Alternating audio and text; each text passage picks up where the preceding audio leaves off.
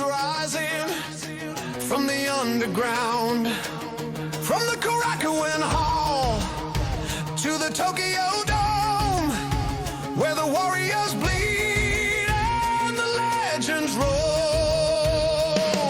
Ryan Cook is on the mic with the fire and the flame. Alex Mello's in the booth, he's calling every name. They're breaking down the strong style, the king of sports tonight. New Japan is burning red under the neon light. From the Dragon Gate high flyers to the Noe ring, they hear the heavy impact and the way the cables swing. All Japan is standing tall while the DDT gets wild, watching every suplex like a long lost heavy child. It's WrestleCast Radio, coming through the screen, the hardest hitting stories that you've ever seen. From the AEW stage to the WWE, we're locking in the finish for the world to see. WrestleCast Radio, the circle and the square, the spirits of the champions are hanging in the air.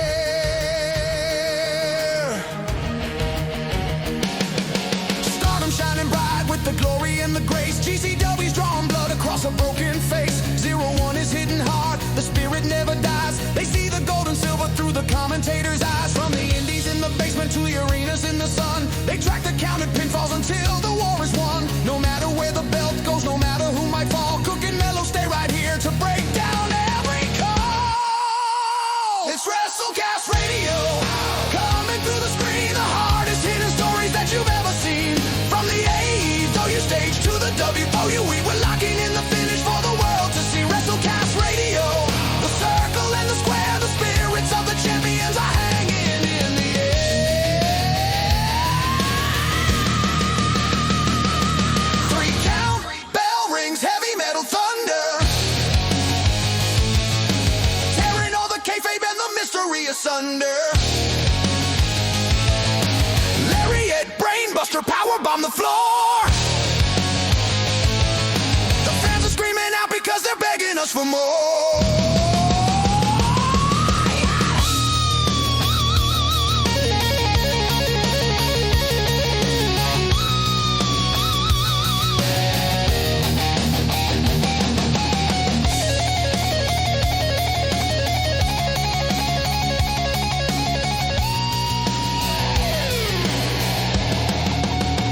It's WrestleCast Radio, coming through the screen, the hardest hitting stories that you've ever seen. From the AEW stage to the WWE, we're locking in the finish for the world to see. WrestleCast Radio, the circle and the square, the spirits of the champions are hanging in the air. Ladies and gentlemen, welcome as we are here. WrestleCast episode 252. Alex, I still gotta get used to that going, we are live and all that sorts of shit because, you know, we are live, but I mean, we are live. I mean, that's the nice thing about it. I mean, are we as live as Andrade, you know, this past weekend in LA? No. Would we like to be? One day. I mean, how about his run? I mean, since he's been back with this company, at first we kind of laughed it off, but apparently in Andrade we trust, especially as we talked about the last few shows, you know, the punk route of essentially, hey, I really don't have any other options and I don't want to go to MLW, so let's kick some ass. And Andrade's out there having fun, as we will have tonight to discuss, dare we say, a quasi-masterpiece of a show, at least that the early half of the 19-match card and 7 hours of wrestling. AEW Revolution, Ryan. Wow, what a continuing hot streak this company has had since, what, 10 months? yeah, ever since, I mean, right before. A year, maybe, from Revolution to Revolution? Yeah, right around Double or Nothing, I bet. Because it was a little bit before Yeah. we went to Texas, they started just Texas. hitting dynamites. Because the Moxley Death Riders thing was a little like, I don't know. This is get his ass off TV, take the belt off him, and not in that good go away heat. But it was that go away heat, Moxley and the Death Riders, until the couple of months before, like you were saying, Double or Nothing there. Until we saw the wonderful Texas Death Match at last year's All In. But Ryan, we have another Texas Death Match to talk about from this past Sunday. So I guess my question to you is two questions. I guess, do we want to start at the pre-show and work our way down, or do we want to work backwards? Is the one thing.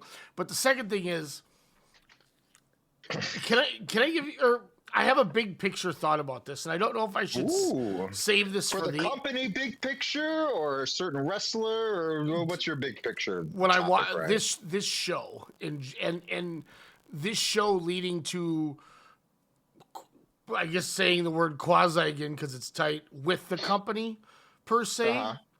I'm not always about the company, but like, I don't know, man. Like big picture theme. I got some things that I think are I think some people may see the same. I think there might be people that might not agree with it, but I will defend this till the day I die after what I watched. Perfect. Obviously, that is MJF is the real true character and face of AEW. The main character, I should say. So I know we say this a lot because we're all, these are so great and they do so much. I truly think this pay-per-view has solidified my thought that Tony Khan really doesn't know how to do a bad pay-per-view. Like, it's just... Overindulgent? Maybe. But again, when you have the talent that you have and he gives you more bang for your buck, no one's throwing a 316 deal to get, 1,700 extra tickets for one day or whatever. I mean, hey, they made it reasonable. We're like, oh my God, we can go to WrestleMania again. But no, TK, Tony Khan, Mr. ILL, same as with me. This guy is, I mean, he's like us. He's one of the sickos, He's the guy that was like you, like my friend Dave and his older brother Marty, tape trading upon tape trading, I remember going to, his house in Park Forest, and I was just like, where are all these bootleg tapes and what are they? He's like, oh, this is a death match from this. This is an ECW show from 1995. And I'm like, what is going on? I just watched WWF. No, he just knows how to solidify a storylines. The progression has gotten so much better, I would say, since around the All-In period, as we were talking about, the hot streak. Dynamite has been, I mean, let's just say it, explosive for the last 2 months, where it has been, the must-see TV live or, pretty soon after. But no, it's hard to say when was the last time we were like, like I remember last year, I forgot which show it was. It was probably a St. Louis show. I was just like, yeah, it was a great show, but it just didn't have that thing. And then as we were talking more and more about the card, I was like, wait, this actually was a really good fucking show. Now, the reason why I'm perturbed about 2026 Revolution, Ryan, what's my first love? What do I love more than life itself? Boobs. What's that? Boobs. But because of movies is why I really, really enjoy a nice pair of boobs. But TK books in LA the same night as the Oscars, the 98th Oscars. Oh, that's true. Shit, yeah. In Hollywood. And I'm like, throughout the day, panicking. I'm like, how am I going to watch a 7-hour pay-per-view with a 4-hour Oscar telecast at the same time? No idea how I'm going to do this. And what do I tell you? And what do I tell everyone? Oscars come first. I've only missed one Oscar in maybe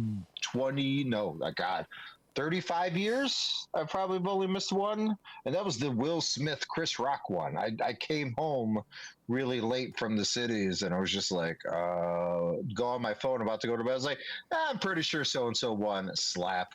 But no, that was my only digression. But I watched the Oscars. I'm true to myself. This 2025 was a hell of a year for film. But AEW is just starting their 2026 pay-per-view schedule just on fucking fire. Again, you put that first 5 to 6 matches of this card, Ryan, against 2 years of WWE 4-match pay-per-views, and they have 36 events beat just in the first 4 to 5 matches. Yeah. So, okay. So, I'm going to go on my point now here. I see people online talking about, man, these shows are so long sometimes. And that's why I said I wanted to fact check that before we got on the air here. And yeah. I tell myself, you mean to tell me you'd rather spend $200 for 4 matches in 3 hours, or you'd rather spend $100 and get 10 matches in 4.5 hours of a show? And if it drives me mental. I don't understand. That means that goes more towards that product is not wrestling fans necessarily. They're there. I mean, again, for it's entertainment. Everything It's entertainment. They're there for everything that everybody talks about. And this show, I mean, I look at the 10 matches that were on this pay-per-view, and I had 3 matches that all were over or all notebook, and I had 4 matches at 5 stars. Okay. There might be 4 matches on my match of the year list. I swear to God, if you put that trios match at a 5-star, I'm going to punch you next week when we're at AEW Dynamite. Well, the question is which trios match, but. Ooh, dun dun dun. I mean, and I've seen the main event is getting a lot of 3.5, 4 1/4, kind of around that range. Are they stupid? People are like, well, it was 47 minutes long. And here's my take. And I think let's do this. Let's start at the main event because now I'm already going into it. So let's just do that.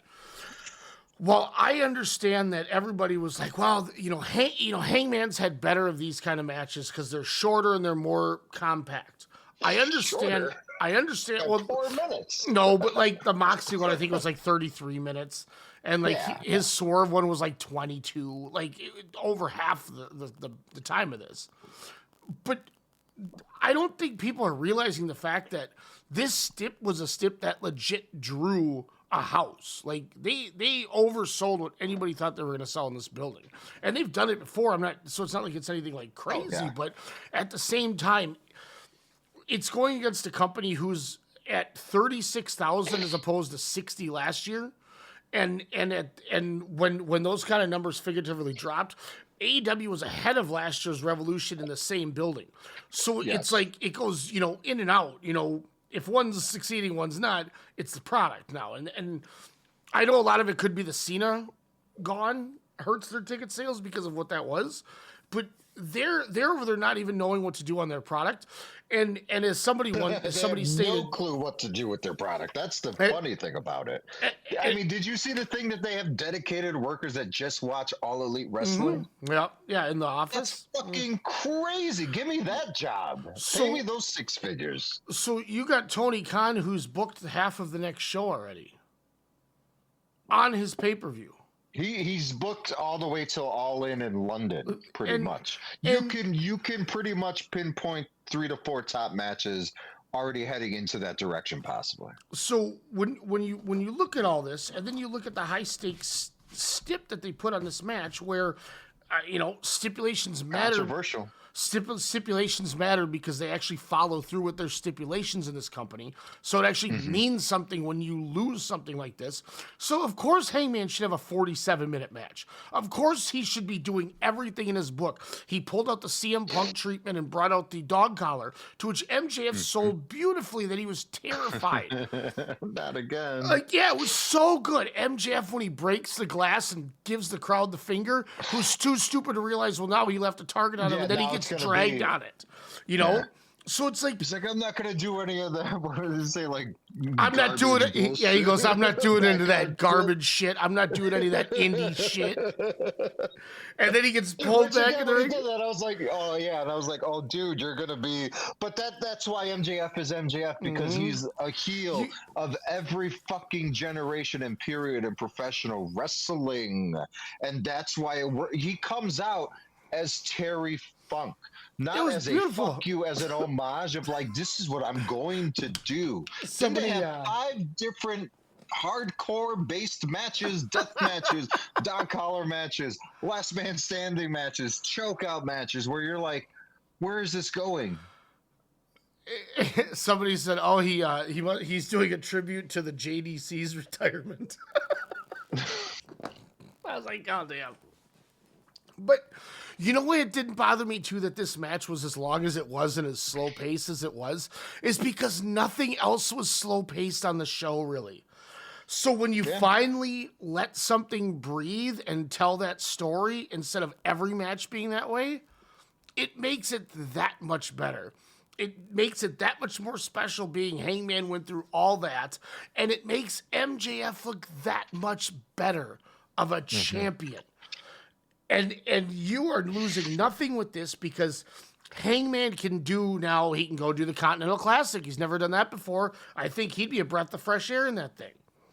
And if you really want to get him in the title picture again, there's a very, very easy way that you can do this in a couple of years where the crowd, I guarantee you, would not shit on it, is if you get somebody like Swerve who goes back to being a babyface and is your champion, and he walks up to Tony Khan or whoever the fuck, right? And he goes, the only person I've never definitively beat like that is Hangman Page. And he's like, I can't challenge for the title. I'm sorry, brother. And he goes, no, but I can challenge you.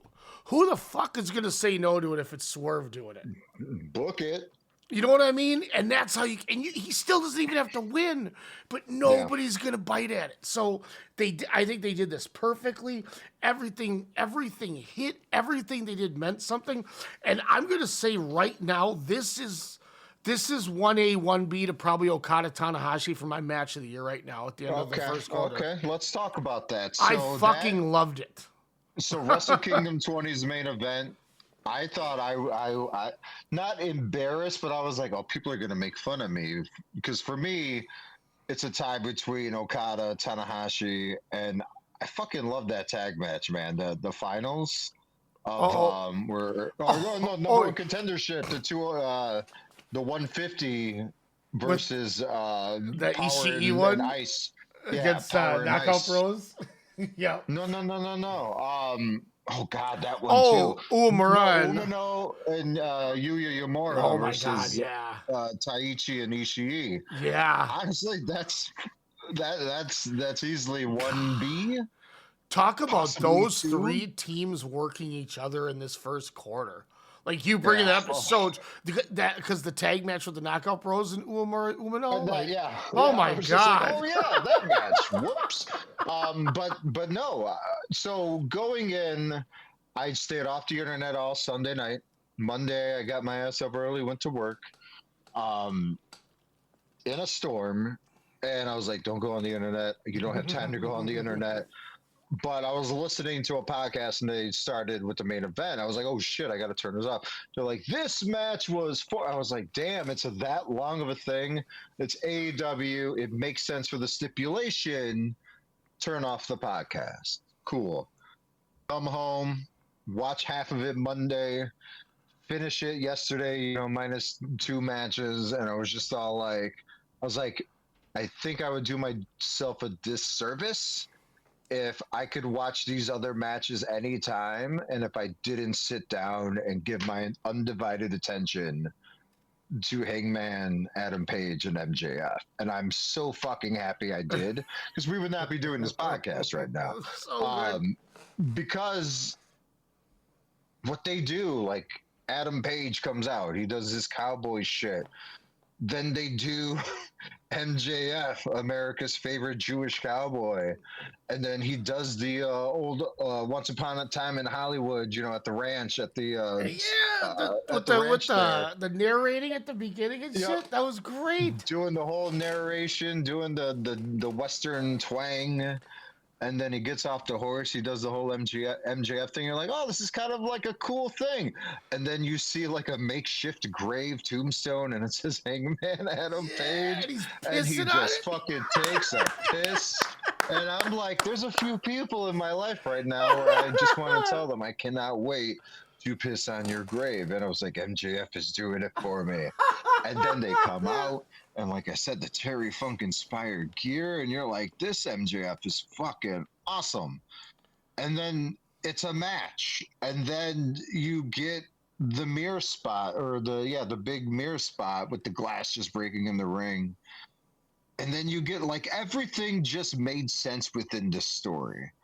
And the first thing that made me appreciate, well, besides the syringe through Adam Page's cheek and then him squirting out the water out of the syringe, I'm like, oh, that's fucking brilliant.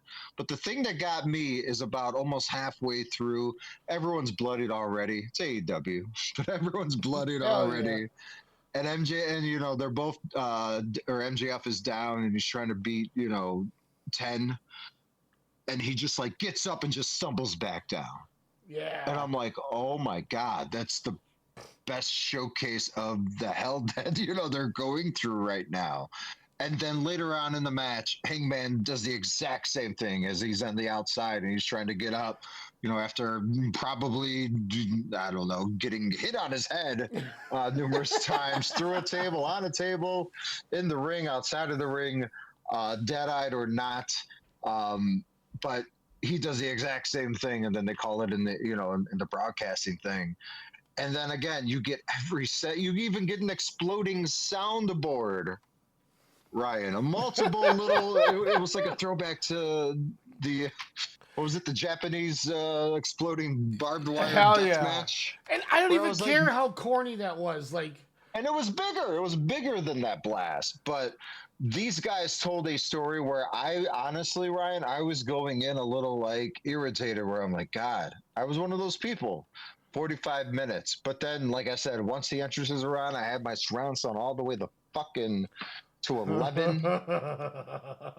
And I was like, let's go. Hangman never fails me. He's always great on the chase, as I say. But when we see him win championships, as we have seen him live, whether it's Full Gear 2021 or All In Texas 2025, we've seen there's both. nothing bigger and better than Page doing this. But with MJF just saying, no, this is my time, brother. I was gone pretty much 3/4 of 2025 filming movies, trying to better myself, getting new hair, new this. Which, by the way, those spikes into the head, into those transplants, I love how Danielson was like, he just got that hair. It was just brilliant. And then for it to end with, the Dynamite gimmicky diamond ring there, how that plays a part, and then the whole throwback to the chain choking over the top rope. It was just magical. And by the end of it, I was like, you could have went the full hour and I wouldn't have given a shit. Because again, people bitch about stories and the lack of stories, me being one of them sometimes. But sometimes if you have the two right guys that know and can play off of each other, they can make art. And that's what MJF is. He's a complete artist, whether it's music, acting, wrestling, clearly, and MJF or Adam Page coming off, being as a teacher, that's art in so many ways. And then knowing all the other creativity that the staff of his school probably had, and then learning from an Omega, from the Bucks, onto art and craft a story in the ring. There's nothing better than that. You can give me 9 returns in the first hour and a half, and I'd be like, whoa, and I did. But where this pay-per-view ended, where MJF is fucking standing on the lifeless body of Paige since he cannot piss on him. But as he says, your championship hopes are over. You are on a stretcher because I had just made you pass the fuck out and end your chances to ever hold us again. Let me do it for you one last time. Fucking brilliance. You know what's so good about it too? Is he beat him by himself. Like he just choked, like, and this was like Suzuki Goto type choking. Like that motherfucker didn't have his hand in there. He was just like, I'm gonna hold my breath and hope for the best.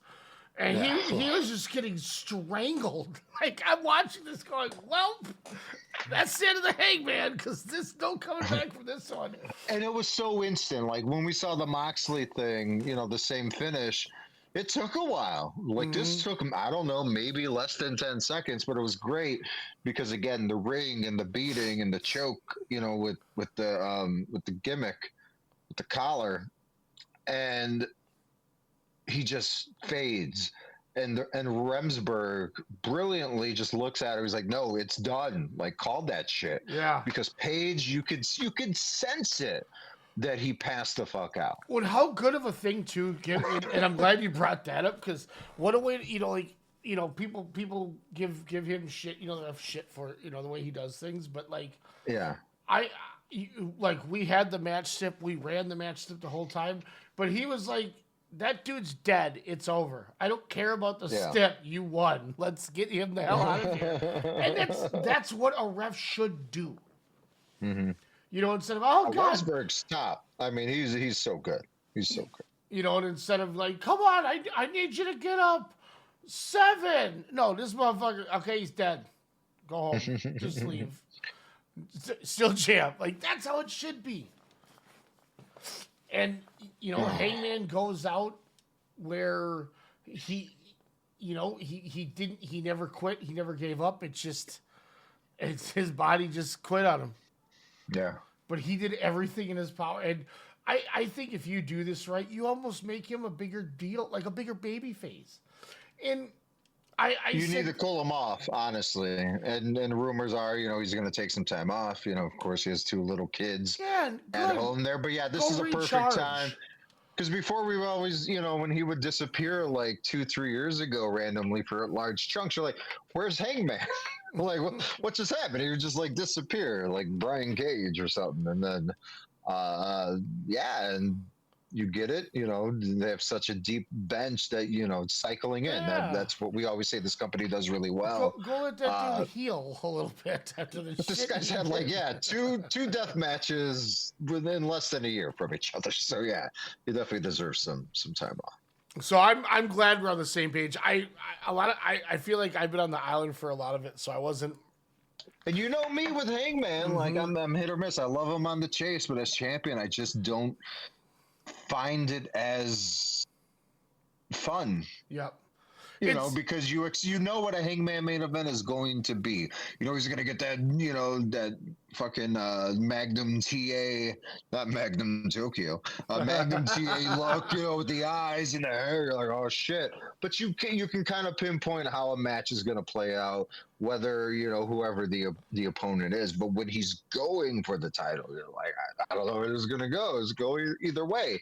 I thought the building up to the number 1 contender with the mini tournament with your Okada, your Andrade, your Hangman, and whatnot. Like, I thought that was just great. Your swerves, like, I thought that was just great television. Mm-hmm. And again, that's what Dynamite and Collision, even though I don't watch it as much or hardly, anymore, has just been telling those stories. And we don't need to see a fucking Austin Theory kneeling down to a Maxine Dupree in the back of another backstage vignette because no one gives a shit. Like, I respect what Maxine Dupree has done to build her character and her ring work from what it was.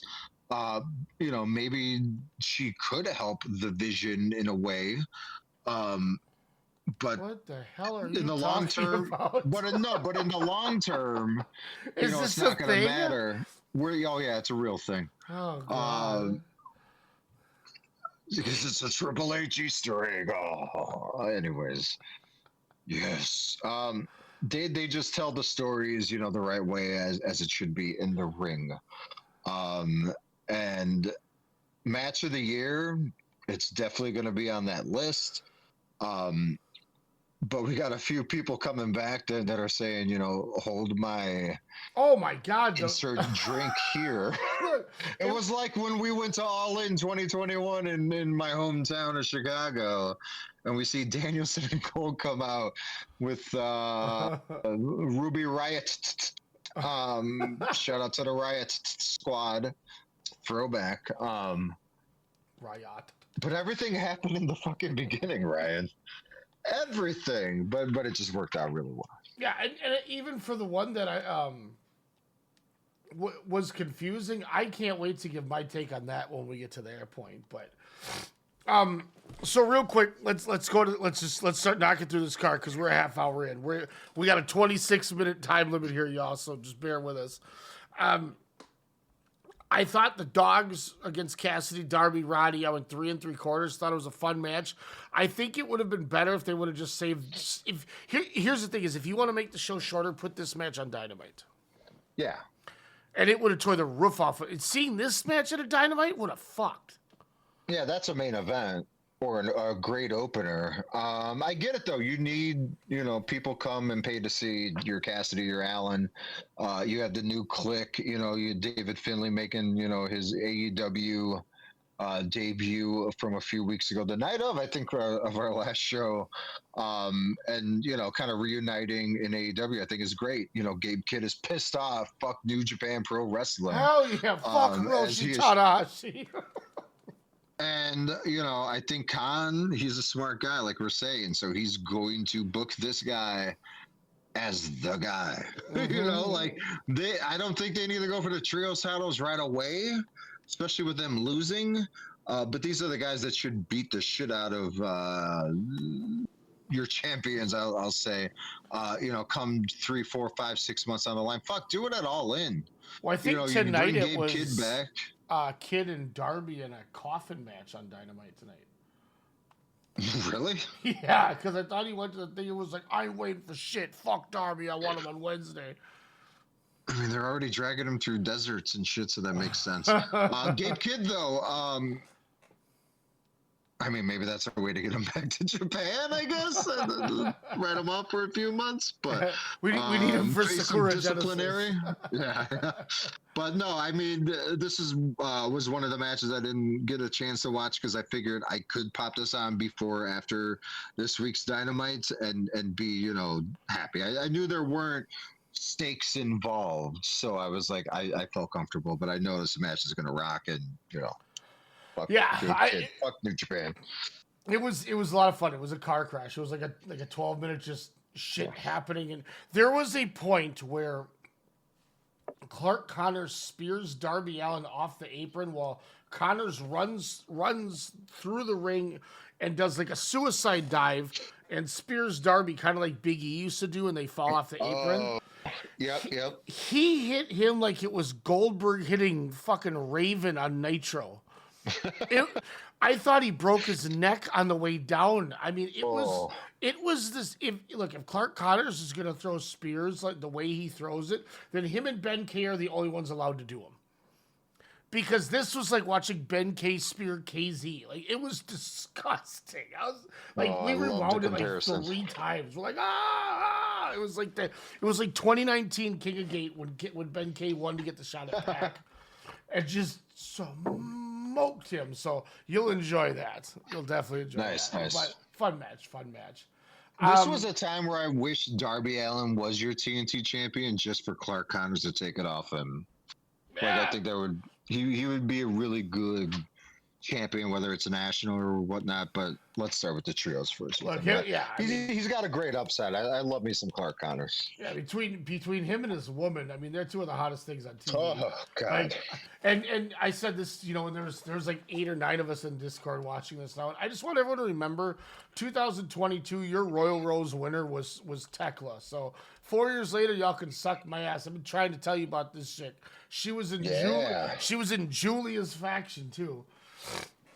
Yes, So she was Dona de Mundo. So, but but before we get into that, 2 matches hit before that.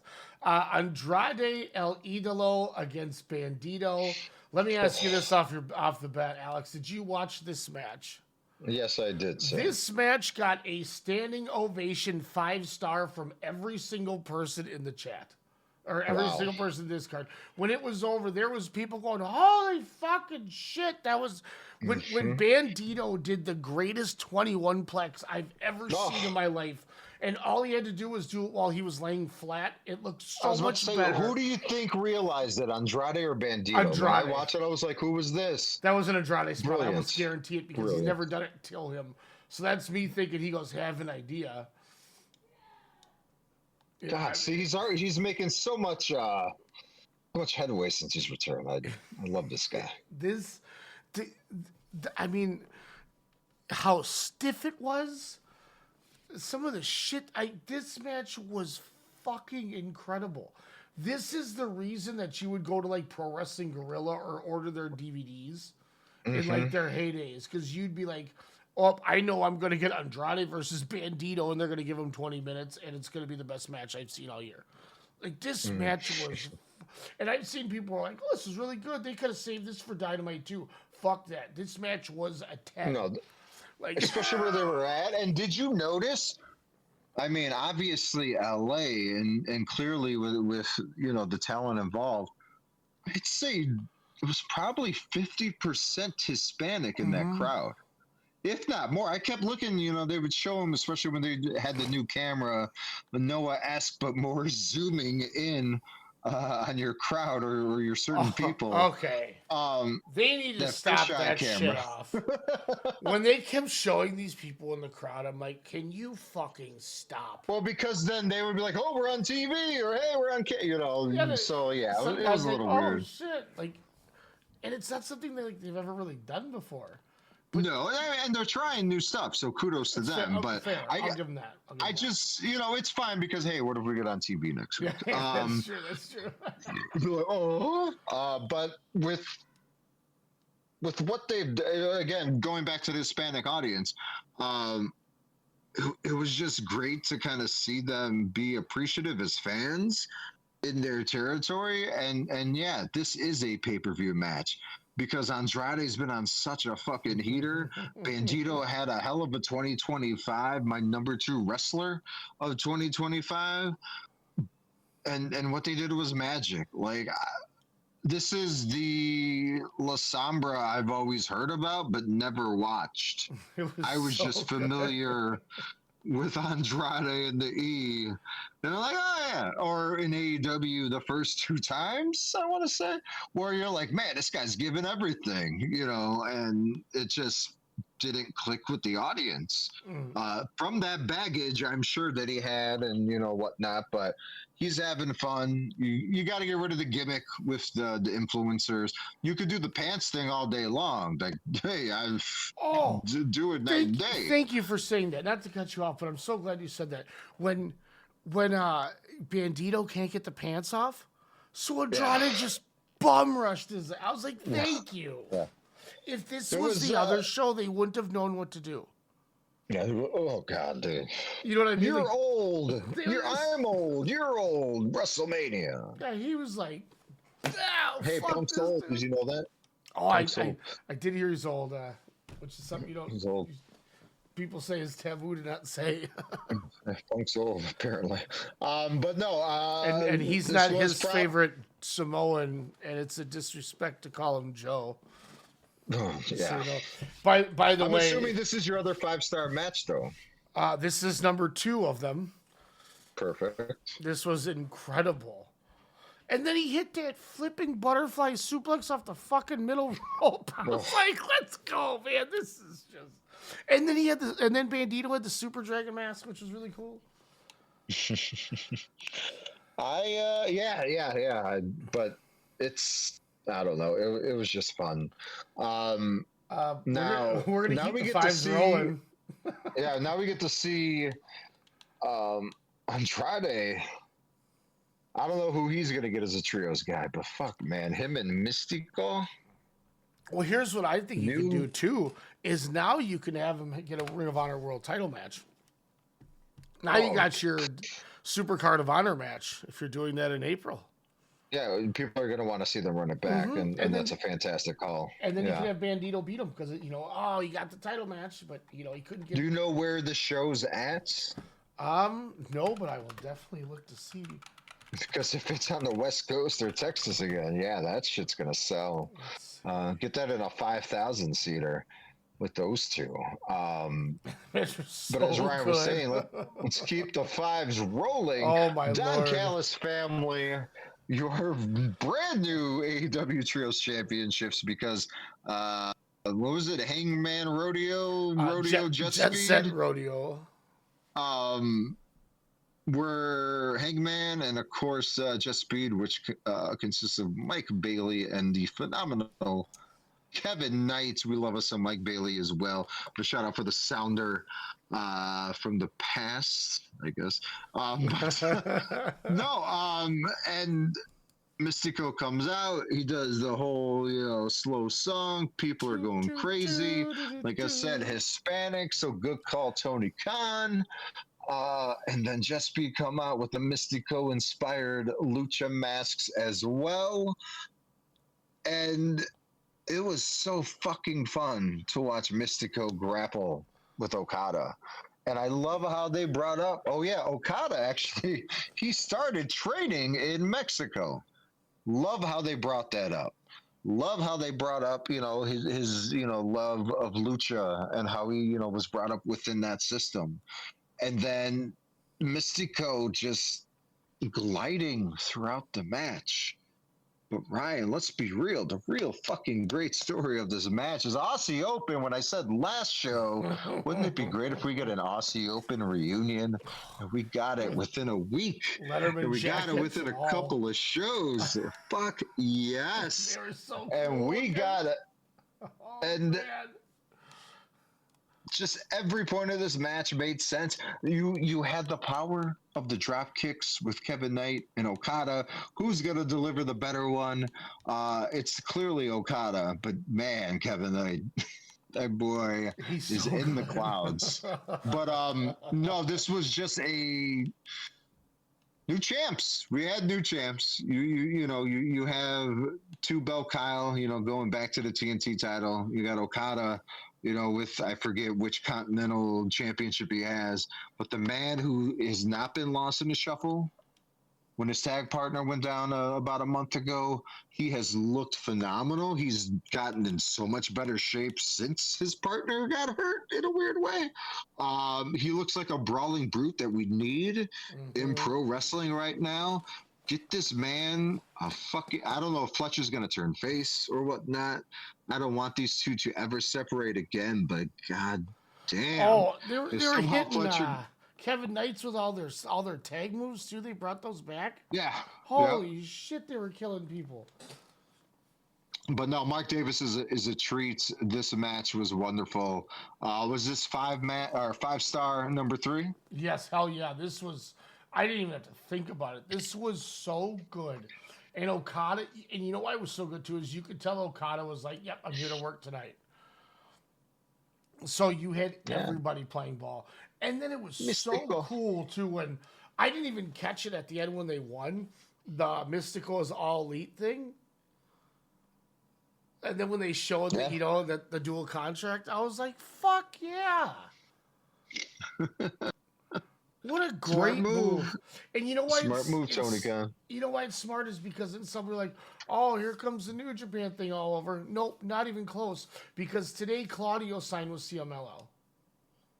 Oh. So Claudio's a dual contract guy. These guys are doing great business together, and it's working. And what's nice is, you don't need Mystico there every week. No. That's a definition of a cycle wrestler. Now, motherfucker, I hope we get him Wednesday. I hope we get him next week. I've never seen Mystico live. I've seen Sakara live a few times. What if, though, we get Mystico and Mark Davis? Holy shit. Dude, there's so much that the way he would get thrown around by Mark Davis. When we get Fletcher and Mystico. Oh my God. Like In a there's ladder match for the TNT Championship, we're in the bottom of the ring. I can't say that joke. Bottom of the ring is a ring of fire. dude, there is so many potentially dope things we could see at the show, like coming off of where they are at. Oh my God. What if when Will Ospreay beats Vanilla Swirl tonight, he says, Okada, I want you next week in St. Paul, Minnesota, 1 hour time limit. Take my money. I almost said something. They already did. Well, my money, but happy birthday. But press passes, let's go. We already got our tickets. But then you get a match that, once again, this show had so much of things that people loved and were for everybody. Gentleman in our Discord who's been running around with this Mr. Release the Tapes himself. After Tekla Statlander, he went, oh my God, that's going on my list. Wow. Like, I went 4 1/4. I thought it was fucking great. Like, I think if they would have gotten rid of 2 out of 3 falls and just had a single match, I don't know if it would have made it better. But I can tell you, I'm glad it had some time, because these two women beat the shit out of each other. That bump Statlander took on the stairs. Oof. Was like, dude, and Tekla is just so good at everything she does, and then she hits those 2 brutal fucking stomps to beat her. Oh my God, it was good. And once again, it shows that's why Statlander's a day oneer who's going to be there as long as she wants to, because man, she knows how to make talent look good. Statlander is a pro's pro. That she's like, I always talk about Tony Nese. Like, you got to have people like that on your roster. Mm-hmm. This was the second match I did not watch, just because I was like, I was spoiled on the finish, meaning the winner. But it was something where I'm like, okay, I can go back and watch. Just because, I know I have been a Statlander fan, probably since 2021, where I was like, oh, just a little more work. She's got it. And she put in the work. And, through 3 gimmick changes and 1 Dynamite many years back, like 2 years ago, she had an interesting championship reign. I thought it was better than what most people thought. Yeah, I'm with you. It was everything it needed to be. It didn't need to be more than that. It was something where we wanted her to be champion for so long, because whether it was due to injury or it was limbo, or she was kind of like tied to the TBS championship, which is fine. That's where you needed to kind of see her grow and see how she can be carried as a champion. It was like a Adam Page title reign, where you're going to get a fucking good match. You're going to get something good. It's going to be maybe 3 to 5 minutes, a little too longer than maybe it should have been. Mm-hmm. But here we go. They retain yet again, where Tekla's all action. She's all, I'm going to beat the shit out of you. I don't care if you're big ass Chris Statlander from Andromeda. I don't care if you're fucking Mark Davis. I don't care if you're Clark Connors. I'm going to stomp the living shit out of you. I'm going to do the backwards walk. And then, you know what? I'm going to stomp the shit out of you again. And this is something that she's trying to elevate your Julia Hart, your Sky Blues, with the triangle of Matt. I love these fucking names. So I'm excited to watch this. I think Statlander, I don't think she needs a cool down. No, My issue is like her backstage vignettes I've seen over the last couple of weeks have been really good. I like the lead up promo video for this match. I did watch that, but my thing is just the mic work. And once she hits that, she will be that total package. There are rumors that she might jump. I think she could fit easily there. But with the whole Royce Keys thing, I don't know if anyone's going to really jump for a while. unless you're Hiromu Takahashi. But Statlander, I'm really excited to see where this goes, and I mean the depth of this fucking women's roster, man. They have a tag division that is exciting, Ryan. That includes the Iconics. But they have I'm not saying, but they have a tag division built better than most men's tag division in all of wrestling, all over the world. Did you see the Iconics debut match? It was a 10. Yeah, they did what they needed to do. Yeah, they went out there and talked all this shit, and then fucking Windsor and Jamie Hayter beat the fuck out of him and won. If that's what the Iconics are going to be, if they're going to be the female Stalker Ichikawas, I will take them all day, because that means going exactly back to the Statlander Tony Nese type concept. They understand the business, and it has nothing to do with winning or losing. It's how do I get myself on TV? I could lose in 5 minutes every single Wednesday, but guess what? I'm on TV. Yeah. You know what I mean? And you know what? They keep losing and losing. And then you somehow, if they do it right, if they can kind of find that little spark, they will have the fans in the palms of their hands until they want them to turn and win that title in Australia, Grand Slam 2028, and, get that big pop there. So, I mean, it's all going to work out in the end. They're successful for a reason. They've been in the business for over 10 years for a reason. So they know, and The Rock loves them. So they must be doing something. They said, we're going to have you come out and talk, have your, witty comedic banter you have. And then the wrestling match will be a minute, but we'll make it a 10-minute segment and let you get over by your character and not your wrestling. Because, that's not what you're known for, but you're known for great characters, so let's put that out there, and then have you just get beat up. People are going to love it. And they did, and it was perfect. And that's where, once again, they understand the business. I saw a video. It was a short on YouTube, and it gave me a different outlook on Chelsea Green.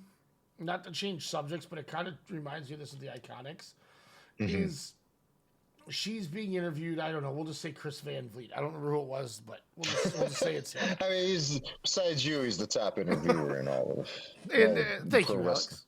And he's like, or they're like, why are you so comfortable being the butt of all the jokes? And she goes, because the butt of all jokes puts me on television. The butt of all jokes gets me a contract. The butt of all jokes paid for my house. It's exactly. She's a character. Yes, she understands the fucking business.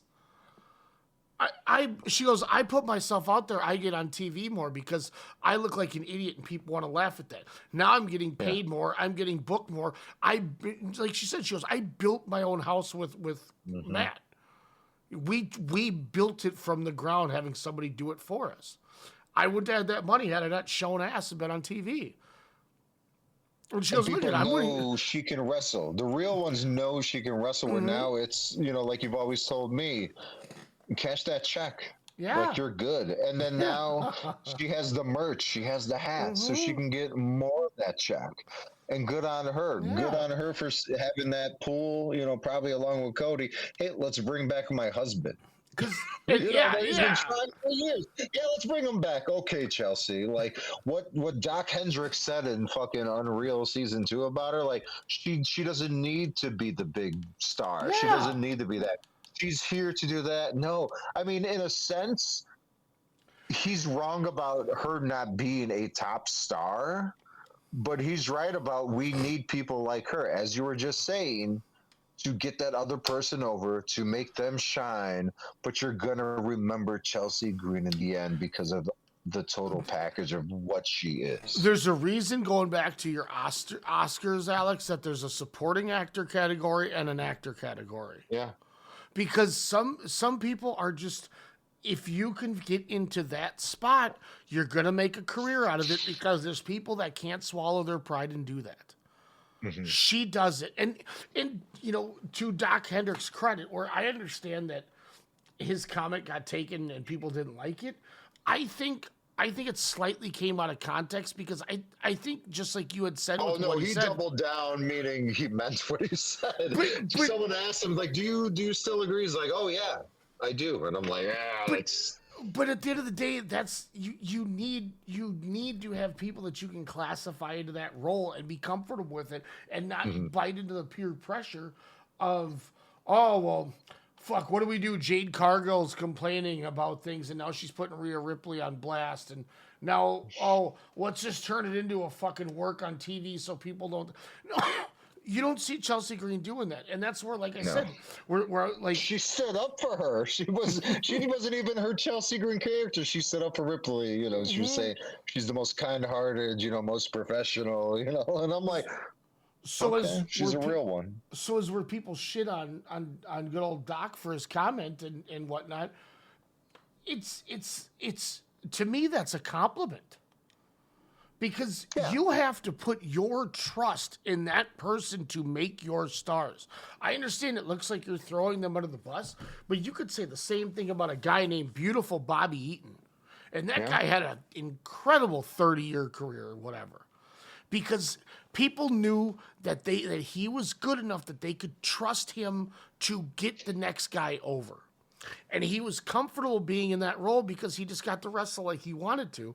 And it doesn't matter on the outcome. You're going to get paid. She doesn't give a fuck about wins and losses. No. And you can utilize her as that loss post to get the next people over because you can trust her in the program. And that's why I say, is you know, as much as he got shit on for it, it's the truth. And she, you know, literally in the same way doubled down and agreed to it without. And now her part, she said way before this. So I mean, it wasn't like her going after him. This was probably like 6 months before that. But it's like that's where Statlander is. Is she knows that I'm gonna have a job for life if I just be the employee that you're supposed to be. And I'm not saying you're supposed to be a certain way, but the reason she got this title run is this is a, hey, thank you for doing what you're doing and the commitment you continue to give us every year you're under contract and continue to stay with us. Hey, we have a little stopgap in our stories. We'd love to just belt you up and just let you shine with it while we figure out the next step. Do they say that? I don't know. But as a promoter, that's the approach I take with her because I think she would go, that's fucking cool. Thanks, man. It's something that should have happened sooner, but again, just a derailment from an injury or like you said, you know, kind of a different, you know, story. And you wanted to make sure you know, couldn't belt her up and she'd get hurt again, too. You know, like, I like what you said with the injury. Like, that's a good point because you want to make sure she can still go. But also I think the mic work was just, you know, whether it was backstage or live, it just needed to improve. And while it did, she showed more character, more persona, you know, late 24, 25. You know, I think it benefited her. But, you know, once she figures that out, she's right there, you know, she can come back out, you know, as a heel, you know, she's like, fuck y'all, you know, I'm gonna do me now, you know, and she's tried that before. She's tried that gimmick, but you know, kudos to her for, you know, going, like you said, with anything she's thrown at, and she usually takes the ball and run with it. You know, it's just unfortunate circumstances that sometimes, you know, halts that momentum, as it did with Powerhouse Hobbs or Brian Cage. Well, like with Statlander, like you never hear her causing trouble. No. Like, and I know we talk about that with people in Texas, too. You know, when we saw the wrestler, she was chilling, you know, having a good time, you know, just being and mingling with, you know, all her coworkers and, you know, the people that just put on one of the best shows in wrestling. So, no, Statlander's great. Kudos to her. You're going to enjoy that match. Joy in matches here. Swerve, Brody King. Ooh, I liked it. A lot of people aren't liking this match. Really? Man. I went 4.5. I went 4.5. I thought this was great. I thought it was stiff. I thought it was snug. Look, I love Brody King, but you know, I knew Swerve was gonna win. That he's there to get Swerve continue to elevate the heel character. But goddamn it, I'm gonna say the same thing with Brody King that I say about Statlander, Josh Alexander, guys like that. He's so good. You can heat him up, get him in a big match, get the guy over, and then you can do what you need to with him. And then when the next guy's ready, you go, hey, Brody, we got a program that we need to get somebody going. You know, all right, here I go. And Brody's going to get that motherfucker over. And everyone's going to go in the back and go, God damn, we're glad you're on our side. Because once again, it's a show. You know, and you got that supporting actor who can make the actor, everybody gets paid. You get a bigger gate, you make more money, Brody King's getting paid putting the next guy over. You know what I'm saying? Like,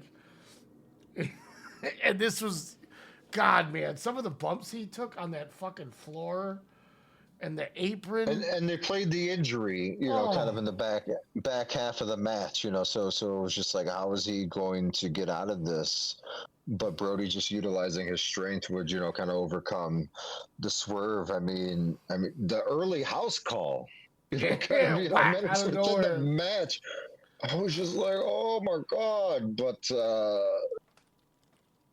again, just kind of the match to prove who was the most dangerous wrestler, Ryan, had it was a regular match. Like, it didn't have any stipulation, no, like, hey, we're going to have a blindfold cage match, or we're going to have a Taipei, but like a Singapore cane match.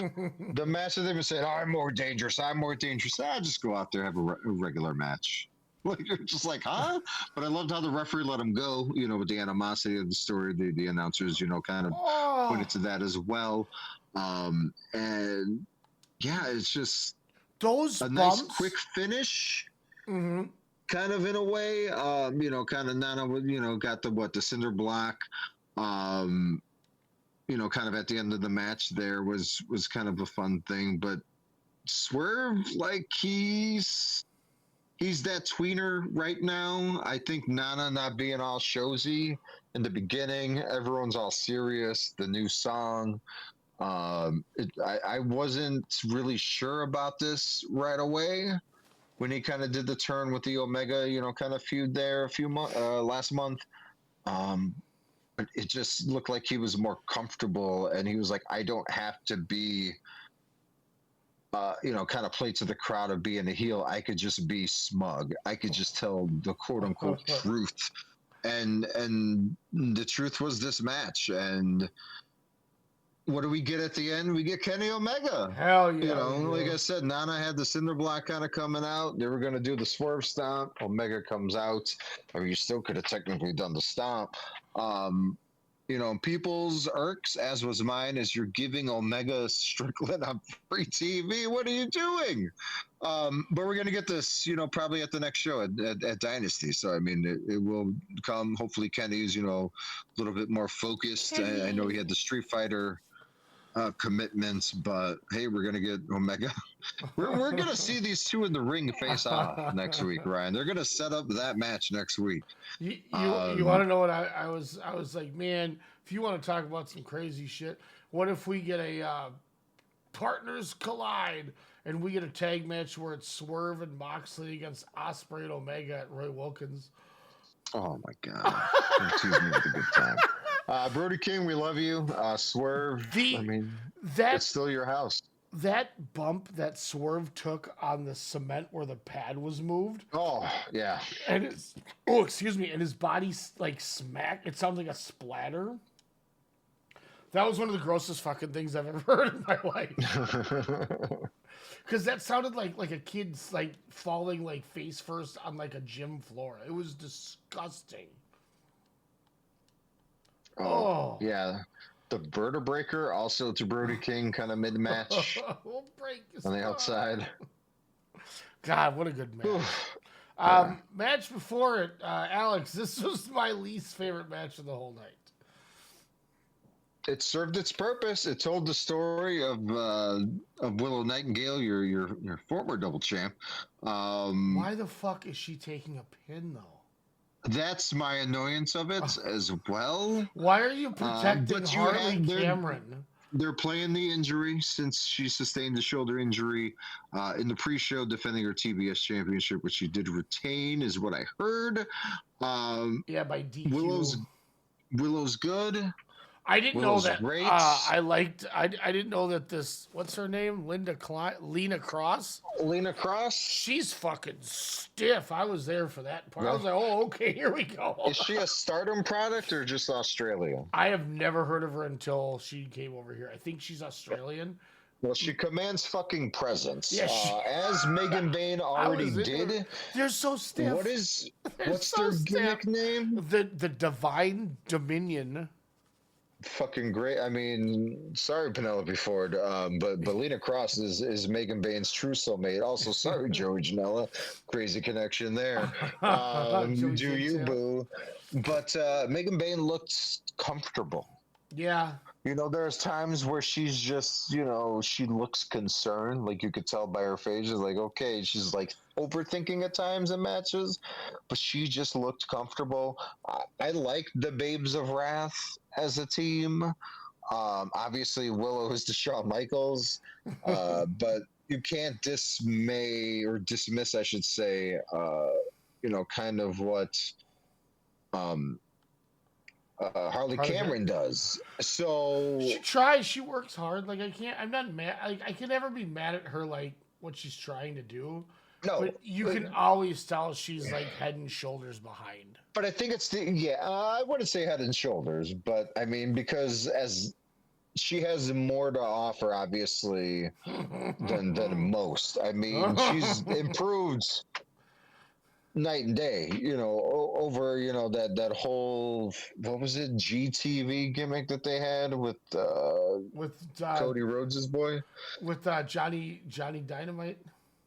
Is that what that was? I just remember reading, I was like, who is this Harley Cameron? But she no, was it just... with Taya Valkyrie and them. Valkyrie. So, shout out to Johnny Mundo, by the way. He looks great with his head shaved. I watched that match. That shit was tight. But no, Willow, I think getting the pin, I think it was just because it's obvious that Cameron's going to be the fall girl in that. Mm-hmm. So I think it was kind of a difference. And plus, again, it showcases the injury to her shoulder. That's so fair. She can kind of go in there.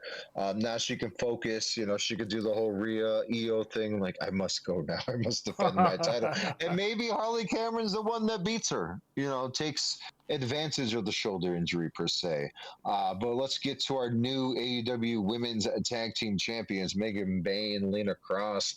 Love the dominance, love the showcase, the suplexes, fallaway slams, the backbreakers, whatever power move they're beating their ass. These ladies of doom or divine intervention, I don't know, but breath of fresh air, really fun team. Bozilla, get well soon so we can get you back and challenge this team with a partner of your choice. But I'm calling it Harley Cameron's going to beat Willow for the TBS title. As we have 3 other matches here that were on the pay-per-view. 5-star number 4. This was my number 4. This match. This is my 8-star match. Oh my God, was this everything that I would put into a pro? If I was building a pro wrestling match, it would be this. You do this and you do that. Like when he hit that fucking top rope Death Rider and he kicked out, I almost jumped through my window and just hoped for the best. Like fuck it, like. I mean, this match, and then they did the nice little handshake at the end, because there's 2 things they told him. We can obviously talk about the match, but this will tie into the post match. You have Ospreay hurt because of Moxley. Moxley's booed out of the building for hurting Ospreay and All In. You then have Moxley turn babyface while keeping his faction heel. It's one of the craziest dichotomies I've ever seen, but it worked better than it's ever worked.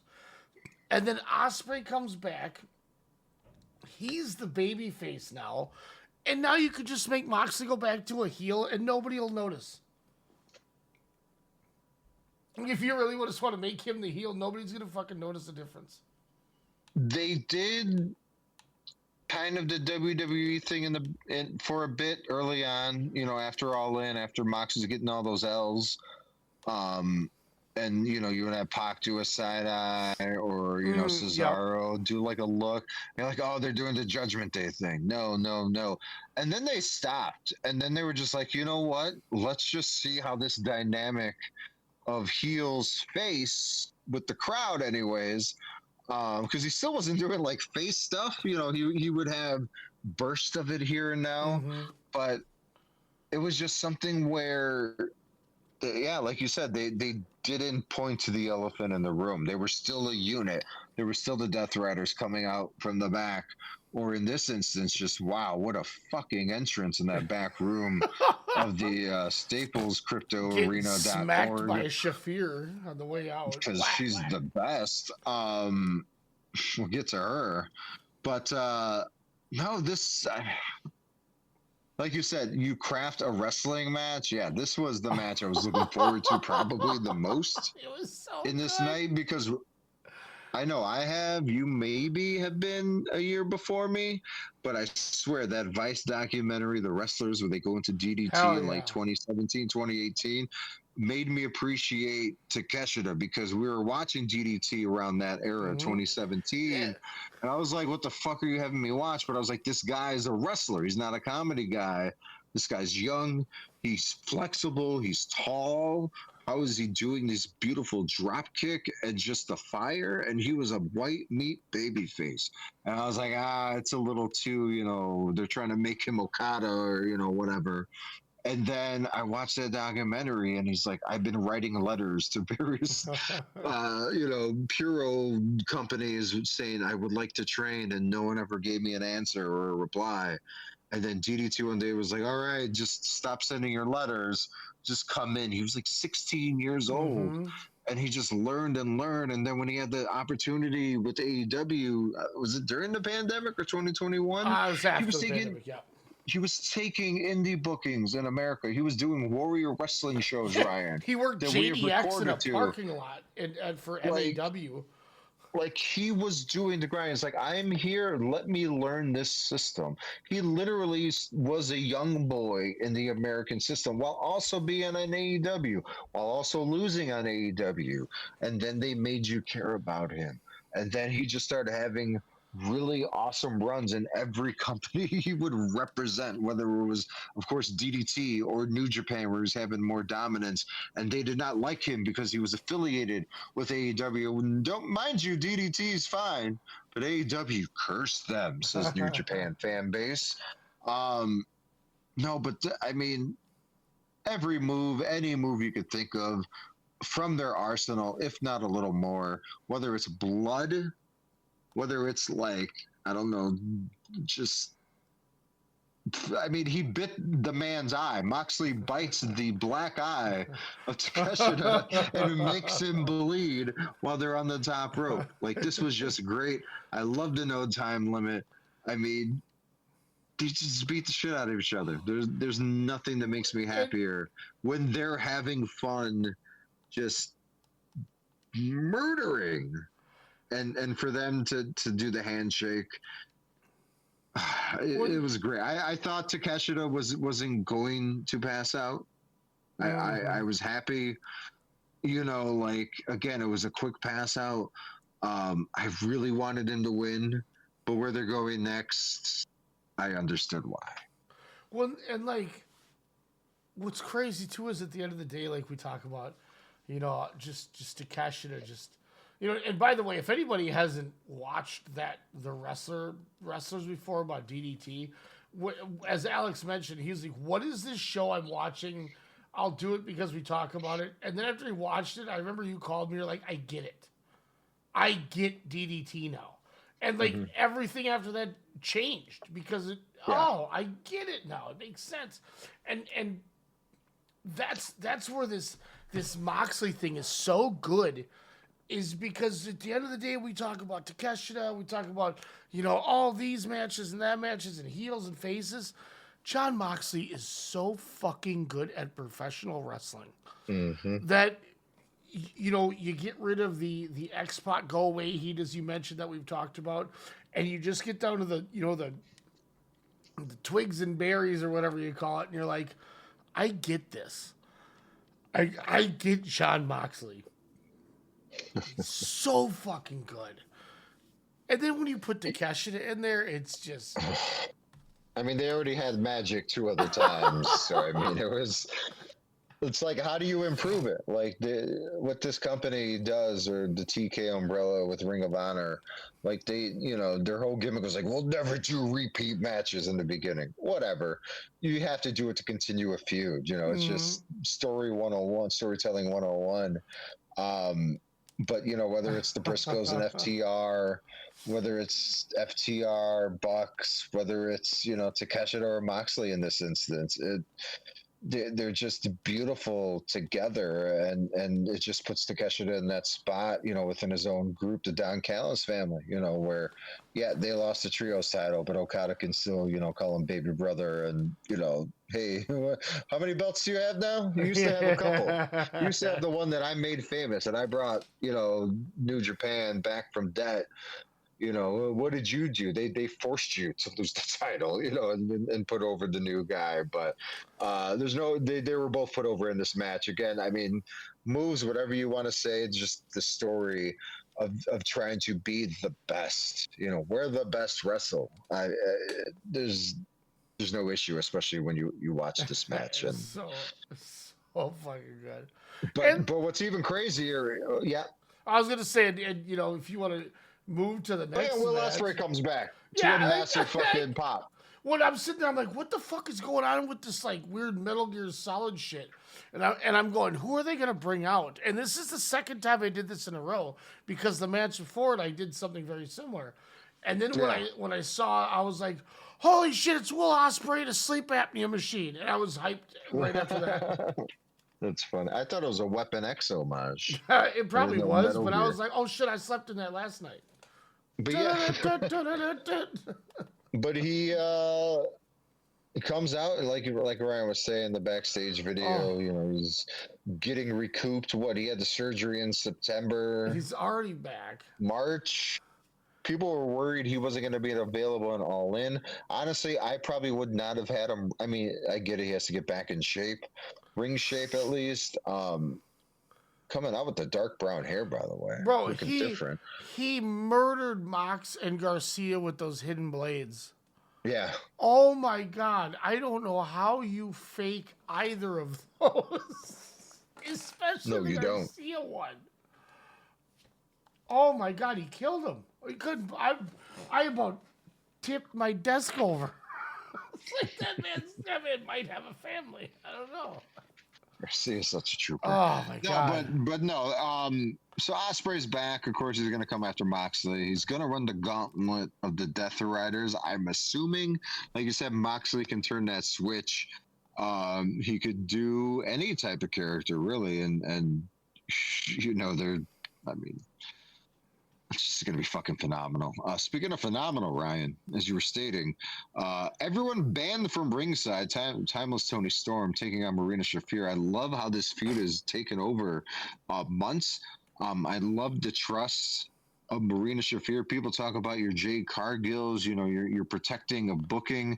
Yes, we don't know her, the Marina Shafir of old, because this Marina Shafir kicks fucking ass, because what TK does is he had her just beat the shit out of dudes, and you're like, she's an MMA fighter. She can kick anybody's ass, male or female. And she just progressed with that character. Like, I don't want to fuck with her. And then you see stuff on like Instagram or Facebook, and she's like doing neck weight exercises while smoking a J, and you're like, this chick is badass, bro. And then she just gets the role, and this was a match I was a little concerned with, but I loved me some Marina Shafir presentation over the last 6 months with this Death Riders clique. But I was a little worried. I'm like, how's Tony Storm gonna, let's hope she can take care of her. This could be interesting. But I was treated to a fucking wonderful watch and an enjoyable match. Because again, Shafir just gets it. It's not even hiding the weaknesses anymore. She just has to be the fearless fighter that she actually is.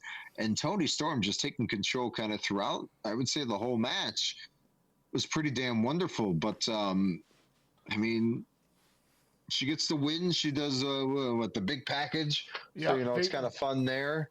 Big package after biting mommy's milk or mother's milk. Milk, yeah. But And I'll say this real quick, not to stop your point, because I want you to keep Yeah. going with it. I just don't want to. I don't want this to get missed while we're going through and get to the ending. I'm gonna. When I say this, I know people might think, for a great match, this is weak. So I gave this match 3.25. Okay, but I give this match 3.25, saying that was the best not gimmicked singles one-on-one match Marina Shafir's ever had in her life. ever had. She worked her ass off. Toni Storm is so good. She knew how to do everything that she needed to in that match. And every time I could tell Shafir was kind of, all right, here's the next thing, here's the next thing. Toni Storm was just bringing her through it. And she kept going with it. And once again, look, it's sandwiched between a 4 3/4 and 5-star match. I'm sorry. It's hard when you're going against Bucks FTR, having the greatest match they've ever had together. And I don't even think it's debatable. And then Moxley and Takeshita, which would, if it wasn't for how many stakes were in that main event, that would have been my favorite match of the night, Moxley Takeshita. Like those three matches could have been a final 3 match on any pay-per-view card. Like that's the crazy thing about it. And it would have worked because the women's match would have been your quote unquote bathroom match. But I think with the stars that were involved, Shafir's a star. She's been in one of the most divisive, wrestling factions in recent memory. And she's a star from the MMA world. Like, this was a match I don't think a lot of people would have went to utilize that term. And I don't think I shouldn't say I don't think. I think they knew that with Tekla and Statlander later, that was going to be the match of the night for the women's division. So we don't have to we don't need to try to top that, Yes. Yeah. I guarantee you, Storm's like, I don't need to do with you what I did with Mariah May last year, setting her out the door and then having the worst year of her life. And I don't know why I took that extra shot. That's because I'm a petty asshole. I'm sorry, but that's my fault. Shouldn't have done that. We're in a positive mood right now. But she took Marina Shafir to a place that Shafir was able to follow. And I guarantee you they went in the back and were like, thanks for that match. That was great. We had a lot of fun. And I tell you what, I'm sitting there watching her, fucking swim on the entrance ramp. And I'm like, is Nyla Rose going to come and splash her or something? Or like, are they going to, like, who's going to come, like, attack her while she's doing this? Yeah. And then I went, oh my God, Tony Khan is the smartest businessman I have ever seen in my entire life. And before I dive into that, continue your Storm Shafir to finish in the match, and if you want to bring in the next feud or the next thing that happened, and I'll give you my reason after. I don't even think it would be a feud per se. I think it was just a homie helping out a homie. So, I mean, go ahead. I think they're gonna wrestle at Double or Nothing. You do? Yes. Isn't the Carano fight like the next month? So this is why, to me, Tony Khan is a fucking genius. He brings in, and now, mind you, none of this may happen, and I'm just saying this for no reason, okay? Say you agree to a 3-month contract with Ronda Rousey where you're going to have her come in, she can tag with Shafir, and then we'll give you Tony. You'll put over Tony in New York at Double or Nothing, and then, if it's still working, maybe we can figure something else out. But if you're just looking to do something quick to stay in shape while you're training for your fight, we're more than welcome to have you. So you now get Toni Storm against Ronda Rousey at Double or Nothing. Okay. I believe Double or Nothing is the weekend after her Carano fight. Okay. So this is where I'm saying, this is where Paul Levesque is playing checkers and Tony Khan is playing chess. What was the exact thing you said was, well, can she really wrestle? She has a fight the next month, which the fight's actually the week before.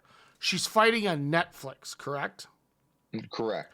What is on every Monday night on Netflix? I believe Love is Blind. That's Wednesdays. Oh, okay. Oh, yeah, By, that's by right, the way, we're in there's a March. guy who looks like AJ Styles in the new season, and he is a piece of shit. You're talking about the Ohio season? Mm-hmm.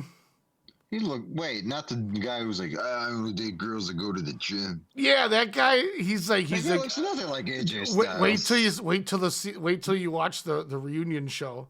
Well, because he had a little longer hair and he looked even more douchier. So that guy was paying $3,000 or $4,000 for like a 700 square foot place, and the chick owned like $1 million home.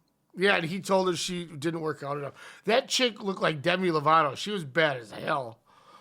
Yeah, That guy was a. but she's a idiot. very wealthy businesswoman, and I'm like, dude, why would you fumble the bag so idiotically? She was probably For the hottest one on someone- that show. For someone who didn't, the one chick with the weird tall Kyle. The tall guy. Oh, Brittany. Yeah, Yeah, that was Brian Klecker's favorite too. Sorry, Brian, Yeah, if I outed you. she's a baddie. Yeah, she was. Yeah, that's fair. And she just wanted love, and that guy was so weird. And I'm like, really? That guy? It's because he hung out with but that no- soccer guy that the Minnesota FC drafted. Oh, Jesus. Who, me, Alex? Yeah, I was like, oh fuck, the Minnesota Loons drafted this fucker 3 years ago. I know this guy. That's why I knew drafted he. by everyone. Yeah, that's why I knew he wasn't like lying about the soccer draft. I'm like, no, we literally drafted him in the second round. Like That's funny. I knew that guy was. But no, I mean, so Raw's on Mondays. Yeah. I mean, that's pretty So- ingenious. So now check this out. Every time Ronda Rousey is gonna do media for Netflix, what can she or will she promote because she has angst and spite for the rival company? Tony Khan It is. depends on the contract. It depends on. So that's the thing. Is she going to be allowed to wrestle before this? I don't think. I fight think with she's Ronda? only going to wrestle one match, and it's Tony Storm. Oh, okay. But I thought think- you said she could work tag matches. So you're saying Well, I mean, after? yeah, Toni like Storm. I mean, I guess if you really wanted to do tag matches, you could do like schmazes where nothing happens, or you could run a tag match the week in between Double or Nothing and the Chrono fight. Mm-hmm. But at this point, who cares? It's a freak show on Jake Paul's mean- fighting To be fair, maybe we see her. in Minnesota. Yeah, I was about to say maybe she knocks out Storm, and she's like, "All right, I got a match to go, blah blah blah, or a fight. I'm gonna go fight this expendable, and then I'll see you at Double or I'll see you a week later So in New York." if that's how it's going to go, whether I'm right or wrong, but if I'm right, Tony Khan is going to be having Ronda Rousey advertise his product on the same network Raw is on, and he's not paying a fucking dime. No, And everyone in WWE was blindsided by her going there. And she has enough spite, and she's a fucking petty ass woman. yeah, she don't care, and I love So it. yeah, so like if we see her next week and she's like, yeah, you know, after I fight Gina Carano's bitch ass, I'm gonna go take on Tony Storm because AEW is the best wrestling promotion. Fuck Monday Night Raw, which is on the same channel. Like, this is why I went, oh my god, Tony Khan, this is the best. This is finally him going, and I'm once again, I could be wrong, but if my instincts are right, this is him going, you fuck with me so long, you're finally going to get fucked with. And I'm mean- doing it in a way that there's literally nothing you can do about it. Because the only way you can stop this is if you make Logan Paul go to his brother, or you make Netflix go to his brother and say you have to get rid of the show because of Raw. They're going to tell him to fuck off. Because these Jake Paul boxing things are the biggest draw. Like, it crashed Netflix. Raw don't even make the top 10. Tony Khan has literally listed in somebody who's going to give them more promotion on WWE's front fucking step. It's brilliant. It's genius. And I love it. I love it. This is you going, fuck you. You want to fucking like shut us down? Suck my Yeah. ass. I love that idea. Oh man, That's a great theory, and I believe you're probably 95% right. Meanwhile, Doc Hendricks, and we keep talking about, going dip, dip, dip. So, that was a different guy, wasn't it? Wasn't that Jarrett? Oh yeah. Oh no, it was Doc Hendricks. You're right. You're right. The Freebird. But Dude. just and then obviously the opener, Alex. Unless you have anything else in the store match. Well, yeah, no. Marina Shafir, man, I just love She the worked hard. evolution, and it all came to fruition at Revolution, and I can't how- wait to see more from her. How cool is it? She loses. She goes and she just walks in the back. Like She's they've given her the Lesnar treatment. Mm-hmm. Like, She's a as that badass. special attraction, yeah. Where every time I see her on screen, it's like, and then if we're watching it with, or if I'm watching it with people, I'm like, it's like, oh, she can kick anybody's ass, And then, I was like, she's a legit shooter. Like, it's crazy. in the midst of her, like, fuck, I lost. She walks to the back and she stops and she's like, hold up, I have a job to do, and smacks the fucking bitch shit out of John Moxley. Like, you better not do it. I just didn't lose. Yeah. Oh, it was so good. What a great way to get into these matches. Oh, man. Alex, I'm fired up, man. And then they start off with a bona fide classic. 4 3/4. This is the best Bucks FTR match they've ever had. Everything they tried to do worked, and the brother threw one of the best beer cups I've ever seen. Alex, the floor is yours. Because goddamn, when Brother Malachi threw that beer in, oh my god! And Stokely was so good. Fuck, man, I gotta take a lap. I gotta take a lap. So the Bucks' faces definitely you miss what they bring to the table, but also the EVP thing, the wannabe Succession type of aspect they have with those EVP characters. Just lame. And then you had the whole, hey, I'm rich, I'm poor Buck, this and that. And they were in a funk. It was just a weird space. They were, just kind of stepping away. But once they became the faces, they came out with their family, all the kids. Good. I was like, oh my God, this is just perfect. Of course, hometown area. They're, starting out the show going against some of the best work, if not the best work, besides the Briscoe stuff that FTR has done as the heelish, kind of aspect all of 2025, definitely into the first quarter of 26. And I mean, it's what you expect in a match. It's blood. It's beer getting thrown. It's a father and son having a moment, saying, go get him, Dad. Nick Jackson rules, by the way. He's so talented. Dax going to them just drawing is brilliant. Going to the family, they're all looking at the kids, giving them the thumbs down. Like it's just great work. But I mean, you can go through every move. If you know these teams and you've watched these teams, you can pinpoint what they're going to do. But when you see a Shatter Machine performed by the Bucks, I'm like, that was the coolest thing ever. When you see a super Shatter Machine off the top hell rope, yeah. And you're like, oh my God, like they just hit that shit and they just beat the Bucks clean. You're just like, it's art. Like when it's done good, it's great. Nick Jackson selling the fucking BT trigger. Yeah, everything. I mean, it was great, man. It was the only thing, and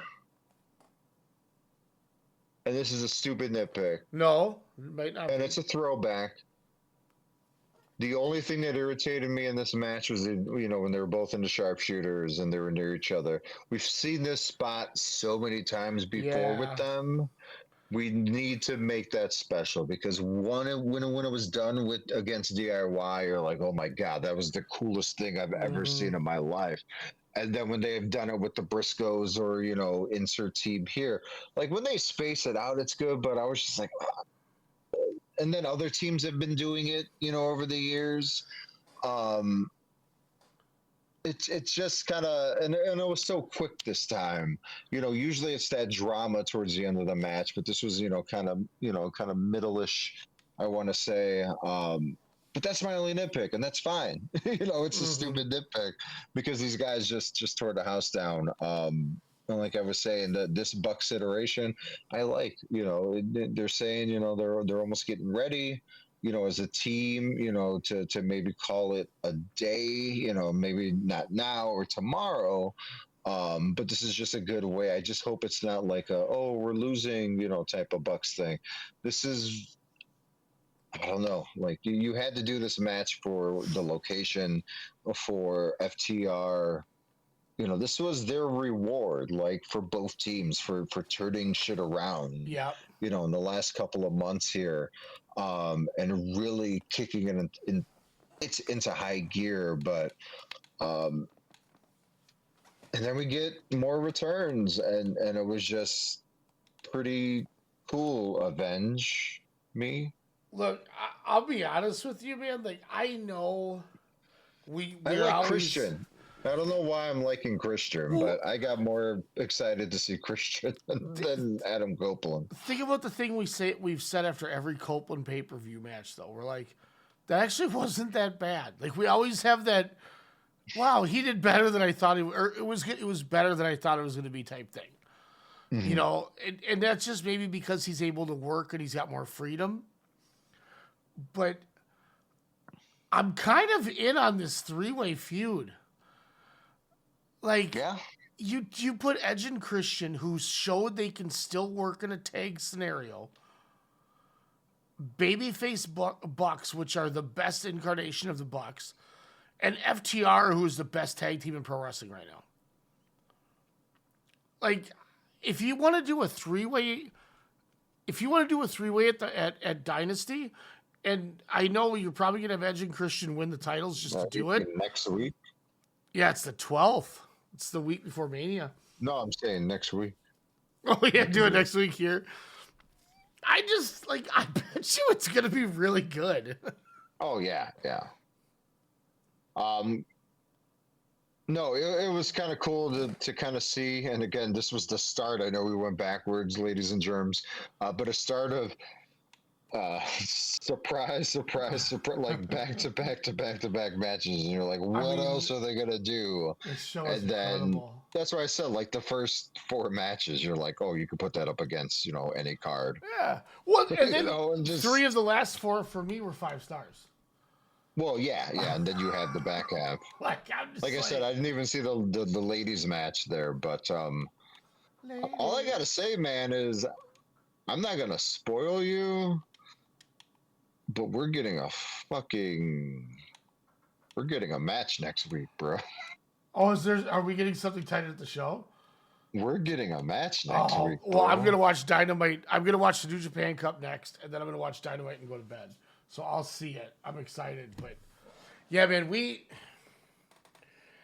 I truly think this, and this is where I was gonna say at the beginning, where I know we've said this before. Mm-hmm. I don't think I've ever had 4 5-star matches on a show in my life. I wish I would have fact checked it, but as we Not were even Wrestle Kingdom. No, because Wrestle Kingdom, like my favorite Wrestle Kingdom ever was 10 or 11 or whatever it was. I went the full 5 on Okada Omega. I went 4 3/4 on Tanahashi Naito. I went 4.5 on Goto Shibata, or whatever it was, Shibata Ishii. And then I went 4.25 on Hiromu and Kushida. Really? Last year's Revolution, I had 3 5-star matches.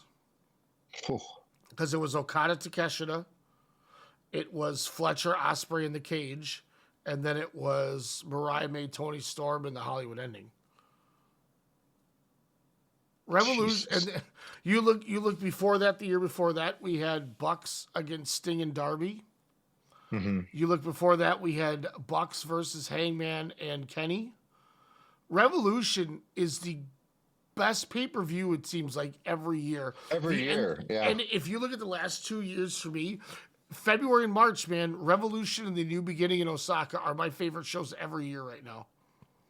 I don't know why, but I love these shows. I mean, their track record is proving God it. bless America. Oh, Alex, wonderful show. I know we shot for 10, but damn it, I think we poured our heart out on that one. Yeah, I mean, that show was fucking incredible, man. It was such a good AEW just doesn't. The main event, I mean, again, skewers, explosions, syringes through cheeks, shooting water, barbed wire. Somebody was like, how did that syringe spot not bother you? I was like, dude, I've seen about 50 Toshiyuki Sakuda matches. That motherfucker does 2 in one match. Like, I rewound it like 7 times, and Kaylee's like, what did you do? Like, you're watching it. I was like, this is so cool. like, yeah, we've seen it, but it's still fucking cool. And because it's not Japan. In Japan, you're just like, oh, they do this shit. Like, you don't necessarily always see we're not watching Game Changer. This was on, you know, this real pros. Yeah, no, I'm just kidding. Oh my God, Alex, this show. I'm so glad that you decided to have us do a split show with today and tomorrow to talk about this, because this would have took our whole time tomorrow and we would have just gave up. Yeah. And this show deserved, like, we always like, God, I wish we had more time to talk about that show. This fucking show deserved that time and we made it. So, pleasure, sir. And, no, you know, this was great. For these shits and the giggles, we had Ricochet losing the title to fucking Jack Perry, which whatever is what it is. Lita Crosswell and Nightingale was a double DQ or a DQ match. And then Infantry lost to Boom and Doom. But Shane Taylor continues to be one of my favorite people in pro wrestling, as he muffed the Rizzler and he gave a Shane Douglas belly-to-belly suplex to the floor to Wayne Brady. So what? yeah, Wayne Brady slapped Shane Taylor. He's like, I'll slap a bitch, and he slapped him. And Shane Taylor grabbed him. Said, "I'm Wayne Brady, bitch." And I think he might have too. And Shane Taylor pulled him over to guardrail, gave him a belly to belly on the floor. I was like, God damn, I love Shane Taylor. Oh my God, we might even get a cool match next week. Oh my God. This company is on. Dude, we're going to see. I can't wait to see a reaction. Should I have played this right here? There's now train being run on Kojima now. Good night, Ryan. Good night, Ryan. Oh, we'll see you at Revolution. We'll see you at Dynamite next week and tomorrow night, because we got some Dragon Gate news. Oh, my Lance, do we have some Dragon Gate talk for you guys tomorrow? Oof. Don't forget Yoshitatsu. Always wants to remember. Bobby Fish is still wearing t-shirts.